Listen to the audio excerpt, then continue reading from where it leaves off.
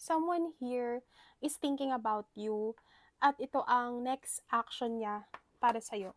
I want you to think of your person as you watch this video. And let's channel the energy of your person. Tignan natin kung ano ang nasa puso at isip niya ngayon. And ano yung next move or next actions niya para sa relasyon niyong dalawa. We have here the Wheel of Fortune. So, this is something na para sa kanya stable or sobrang tagal na. Pwedeng matagal na kayo magkakilala and then nagkaroon siya ng realizations na ikaw na yung the one. Okay, sa past pala, nireject ka niya or pwedeng kung hindi ka niya nireject, may mga nagawa siya sa'yong mali. And tumatak yun sa utak mo. Pwede rin na pinagmulan nyo ng away niyong dalawa or misunderstandings.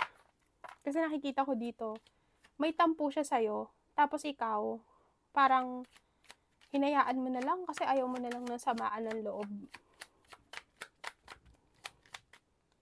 Na-stuck pala siya sa third party kasi yung third party ay siguro nagger or palagi siyang pinagbabantaan or sinasaktan.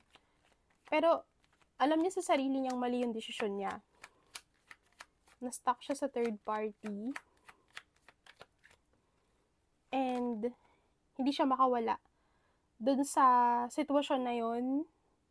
With the World card, I think marami siyang gustong baguhin sa sarili niya. And in order to be with you, alam niya na kailangan niyang baguhin yung patterns or kailangan niyang ayusin yung sarili niya para sa'yo.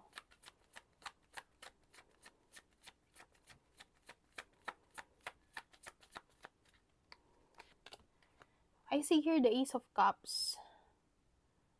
So there's a higher chance na ikaw lang naman yung mahal niya until now. Wala akong nakikita dito na may iba siya. It's just I see here na wala na sila ng third party, yung pinalit niya sa'yo. Pero naglilinger yung emotions mo sa kanya. So parang nagtatranscend siya and lagi siyang nalulungkot. Lagi siyang nag-iisip balisa. Kasi alam niya na may kasalanan siya sa'yo. Paano ko ba mawin back si ganito? And hindi niya rin alam kung paano niya bubuin.